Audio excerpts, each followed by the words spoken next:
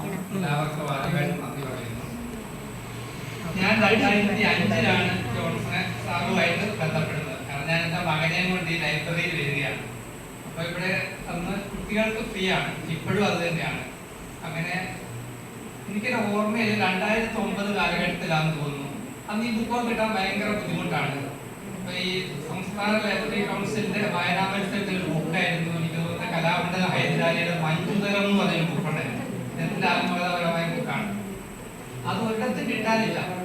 ഞാനിങ്ങനെ ജോൺസൺ സാറിനെ വിളിച്ചു പറഞ്ഞു, സാറ് രക്ഷയില്ലല്ലോ, അത് കോട്ടയം എഴുതുന്നോ വെട്ടുകൊള്ളൂ.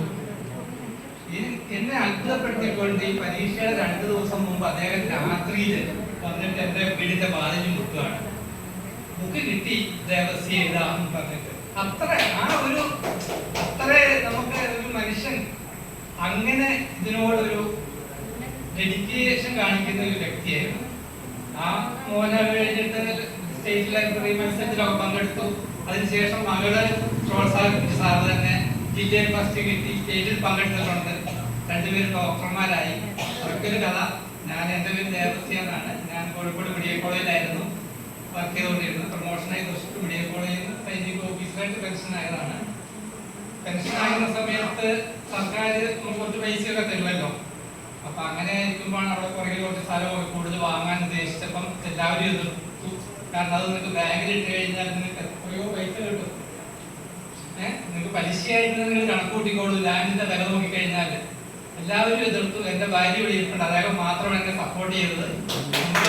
വാങ്ങുക, നമുക്ക് എന്താണോ ആഗ്രഹം. അവിടെ ഇപ്പം നമ്മളവിടെ ഇറങ്ങി നോക്കിയാൽ അറിയാം, രാവിലെ കിളികളുടെ കരച്ചില്. ഞാനൊരു വീഡിയോ തന്നെ ഇട്ടിട്ടുണ്ടായിരുന്നു, ഒരു സാറ് കണ്ടിട്ടുണ്ടാവും. ഒരു ചേര വന്നിട്ട് ഒരു തവളെ പിടിച്ച് വിഴുങ്ങുന്നതിന്റെ ഒരു വീഡിയോ ലൈവായിട്ട് തന്നെ ഞാൻ പോസ്റ്റ് ചെയ്തിട്ടുണ്ടായിരുന്നു. അങ്ങനെ ഭയങ്കര മനോഹരമായ കാഴ്ചകൾ.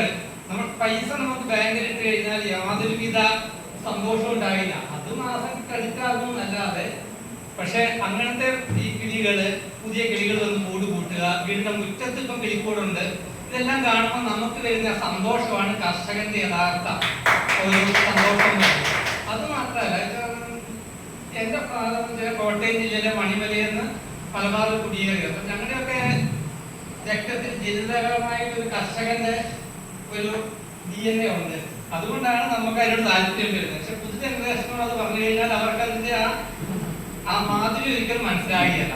അതുകൊണ്ട് എല്ലാവരും എന്റെ അഭിപ്രായത്തിൽ നമ്മളിപ്പോ ഈ മെഡിക്കൽ കോളേജിൽ വർക്ക് ചെയ്തുകൊണ്ട് മനസ്സിലാവും, ക്യാൻസർ വളരെയധികം കൂടുന്നതിന്റെ ഒരു കാരണം നമ്മൾ ശ്വസിക്കുന്ന വായു, നമ്മൾ കുടിക്കുന്ന വെള്ളം, നമ്മൾ കഴിക്കുന്ന ആഹാരം, ഇത് മുഴുവൻ വിഷമാണ്. നിങ്ങൾ എത്ര ക്യാൻസർ ആശുപത്രി ഉണ്ടാക്കിയിട്ട് കാര്യമില്ല, നിങ്ങൾക്ക് വിഷരഹിതമായിട്ട് ഉണ്ടാക്കാൻ സാധിക്കും. ഭയങ്കര റിസ്ക്കാണ്. കാരണം നമുക്ക് ഒരു കുക്കുംബർ ഉണ്ടാക്കാൻ നമുക്ക് 100 രൂപ ചെലവ് വരും. പക്ഷെ 10 രൂപയ്ക്ക് കടയിൽ നിന്ന് വാങ്ങാൻ കിട്ടും. അപ്പൊ എല്ലാവരും അതാ ചോദിക്കുന്നത്, നിങ്ങൾ എന്തിനാ ഇത്ര വിഷമിക്കുന്നത്, കടയിൽ പോയി വാങ്ങിച്ചുകൂടെ? പക്ഷെ അതൊരു ചാലഞ്ചാണ് നമുക്ക്. നമ്മുടെ പറമ്പിൽ നമ്മൾ വിഷം കയറ്റിയല്ലാതെ നമ്മൾ ഉറപ്പാക്കണം. ഞാൻ എല്ലാവരോടും വരുന്ന എല്ലാവരോടും പറയുന്നതാണ്, നമ്മുടെ മാവിന്റെ തലയിൽ പോകും, പക്ഷെ നമ്മൾ വിഷം അടിച്ചിട്ട് അതിനെ നിലനിർത്തിയത് കാര്യമില്ല. അങ്ങനെ നമ്മളൊരു ലക്ഷ്യബോധത്തോടു കൂടി കൃഷി എടുത്തു കഴിഞ്ഞാൽ നമുക്ക് ആരോഗ്യം കിട്ടും, സന്തോഷം കിട്ടും. അപ്പം എല്ലാ കർഷകരോടും പ്രത്യേകം നന്ദിയുണ്ട്. ഇങ്ങനെ ഒരു ആദരവ് സംഘടിപ്പിച്ച എല്ലാവരോടും വളരെയധികം കൃതജ്ഞതയുണ്ട്.